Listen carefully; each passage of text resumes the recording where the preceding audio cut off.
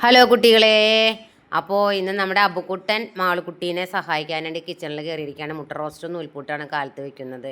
അപ്പം എൻ്റെ മണിക്കുട്ടന് വയ്യാത്ത കാരണം കൊണ്ട് ഇന്നൊരു മൂഡില്ല, ഒന്നും ചെയ്യാനൊന്നും തോന്നണില്ല കേട്ടോ. എന്തോ ഒരു വിഷമം പോലെ. അവന് കഴിഞ്ഞ തവണ ഛർദി ഇതൊക്കെ വന്നിട്ട് തീരെ വയ്യാതായതാണ് കഴിഞ്ഞ വർഷം.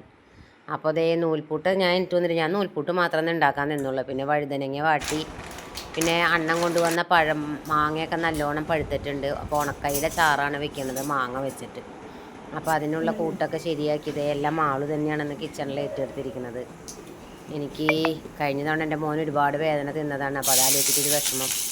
പിന്നെ അതേ വഴുതനങ്ങ നമ്മുടെ മാളുക്കുട്ടി സെറ്റാക്കി എടുക്കണത് എന്ന് വെച്ചാൽ അവന് സംസാരിക്കാനൊക്കെ ബുദ്ധിമുട്ടുള്ള കാരണം കൊണ്ട് വേദനയൊക്കെ വന്നാൽ പറയാനൊക്കെ ബുദ്ധിമുട്ടല്ലേ. അപ്പോൾ അതാലോചിച്ചിട്ട് ഭയങ്കര വിഷമമായിരുന്നു.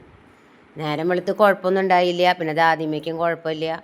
ദാദിമ്മയ്ക്കും ശ്വാസം മുട്ടുണ്ട് ഇപ്പോഴും. ദാദിമ്മയ്ക്കും ഓരോ ദിവസം കഴിയുന്തോറും ശ്വാസം മുട്ട് കൂടി കൂടി വരുന്നു. നടക്കുമ്പോൾ ഒക്കെ ഭയങ്കര കിതപ്പ്. പിന്നെ നമ്മുടെ അബുക്കുട്ടൻ ഭക്ഷണം കഴിച്ചിട്ട് നേരത്തെ പോയി. അപ്പോൾ ഉണക്കയിലെ ചാറുത് ശരിയായിക്കൊണ്ടിരിക്കുകയാണ്. വഴുതനങ്ങ വാട്ടിക്കഴിഞ്ഞു. രാവിലെ തന്നെ ഭക്ഷണമൊക്കെ ഞങ്ങൾ വെക്കുന്നത് ഞങ്ങളുടെ മൊയ്തീന് ചോറ് കൊണ്ടുപോകും വേണം.